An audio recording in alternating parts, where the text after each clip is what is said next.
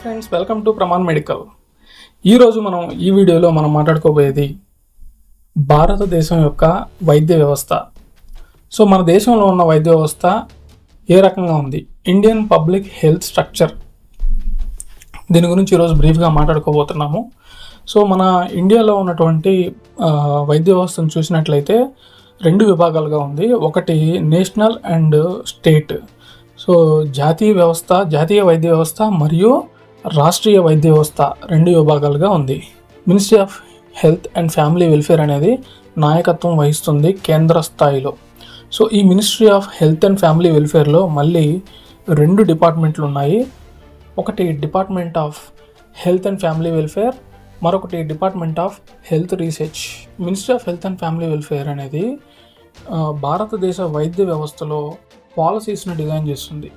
So వైద్య పథకాలని, వైద్య రంగంలో ఏ పథకాలు ప్రజాశ్రేయస్సు కోసం ఉపయోగపడతాయో ఆ పథకాలని వైద్యుల పర్యవేక్షణలో డిజైన్ చేస్తుంది. అంతేకాకుండా వాటిని ఎగ్జిక్యూట్ చేస్తుంది. వాటికి కావాల్సినటువంటి బడ్జెట్ని మన బడ్జెట్లో కేటాయించడానికి ఇది కృషి చేస్తుంది. So ministry of health and family వెల్ఫేర్లో వాళ్ళు మనకి బాగా పాపులర్ అయినటువంటి కేంద్ర ప్రభుత్వం యొక్క వైద్య పథకాల్లో ఒకటి ఆయుష్మాన్ భారత్, రెండవది నేషనల్ హెల్త్ మిషన్, మూడవది national health urban health machine, ఇంకొకటి పిఎంజే ఇన్సూరెన్స్ స్కీమ్. సో ఇవి జాతీయ స్థాయిలో అమలులో ఉన్నటువంటి వైద్య పథకాలు. ఈ మంత్రిత్వ వ్యవస్థతో పాటు రెండు ఏజెన్సీలు కూడా వైద్య వ్యవస్థలో ఉన్నాయి. ఒకటి ఐసీఎంఆర్, రెండోది NCDC, Indian council for medical research, NCDC, national council for disease control. ఈ రెండు ఏజెన్సీస్ కూడా ఈ పథకాలను అమలు చేయడంలో పనిచేస్తాయి. అంతేకాకుండా నాన్ కమ్యూనికబుల్ డిసీజ్ అని, కమ్యూనికబుల్ డిసీజెస్, ఈ డిసీజెస్ మీద ఇవి వర్క్ చేసి రీసెర్చ్ అనేవి కండక్ట్ చేస్తాయి. కేంద్ర ప్రభుత్వ స్థాయిలో త్రూఅవుట్ ఆల్ ద స్టేట్స్ దీని కిందకు వచ్చేస్తాయి. ఇది కేంద్ర స్థాయిలో ఉన్నటువంటి వైద్య వ్యవస్థ. మరి రాష్ట్ర స్థాయిలో ఈ వ్యవస్థ ఎలా ఉందో ఇప్పుడు చూద్దాం. Ministry of health and family welfare for the state of Telangana, for the state of Tamil Nadu, for the state of Kerala, ఇట్లా ఏ స్టేట్కి ఆ స్టేటు వైద్య వ్యవస్థ అనేది మినిస్ట్రీ అనేది ఉంటుంది. ఈ మంత్రిత్వ శాఖలో వాళ్ళు పాలసీస్ని, కేంద్ర ప్రభుత్వం తీసుకున్న నిర్ణయాలని, పాలసీస్ని, బడ్జెట్ని ఇంప్లిమెంట్ చేస్తారు. దాంతోపాటు స్పెసిఫిక్ నీడ్స్, రాష్ట్ర వ్యాప్తంగా స్పెసిఫిక్ నీడ్స్ ఏవైతే ఉన్నాయో వాటి గురించి కూడా ఈ రాష్ట్ర స్థాయిలో ఉన్నటువంటి మంత్రిత్వ శాఖ, వైద్య మంత్రిత్వ శాఖ అనేది పనిచేస్తుంది. సో మన స్టేట్ లెవెల్లో ఉన్నటువంటి మెడికల్ ఇన్స్టిట్యూట్స్ మూడు రకాలుగా ఉన్నాయి. ఒకటి మెడికల్ కాలేజెస్, రెండు డిస్ట్రిక్ట్ లెవెల్ హాస్పిటల్స్, మూడు రీసెర్చ్ సెంటర్స్. ప్రతి జిల్లాకి ఒక సిఎంఓ అనే వాళ్ళు ఉంటారు, చీఫ్ మెడికల్ ఆఫీసరు. వీరు డిస్ట్రిక్ట్ లెవెల్లో ఉన్నటువంటి DMHOs, district medical and health officers,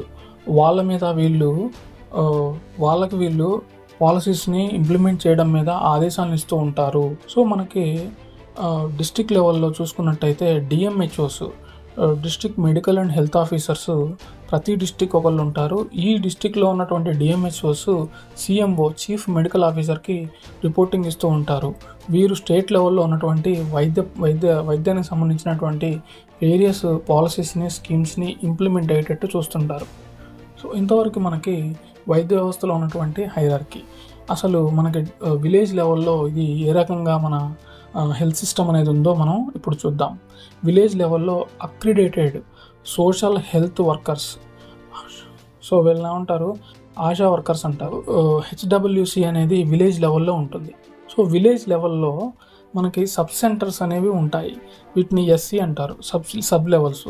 ఇవి 3000 నుంచి 5000 మంది జనాభాకు సంబంధించినటువంటి వైద్య విధానం. సో ఇందులో వీళ్ళ దగ్గర కూడా కొన్ని మెడికేషన్స్ ఉంటాయి, కొన్ని డిసీజెస్ వరకు వీళ్ళు సపోర్ట్ చేయగలరు విలేజ్ లెవెల్లో, రిమోట్ లెవెల్లో. సో మండల్ లెవెల్లో వచ్చేసి ప్రైమరీ హెల్త్ సెంటర్స్, పిహెచ్సిస్ ఉంటాయి. ఇవి 30,000 నుంచి 50,000 మంది యొక్క జనాభాని కవర్ చేసే రకంగా ఇవి పనిచేస్తాయి. సో డిస్ట్రిక్ట్లో అంటే సబ్ డిస్ట్రిక్ట్ లెవెల్లో కమ్యూనిటీ హెల్త్ సెంటర్స్ ఉంటాయి.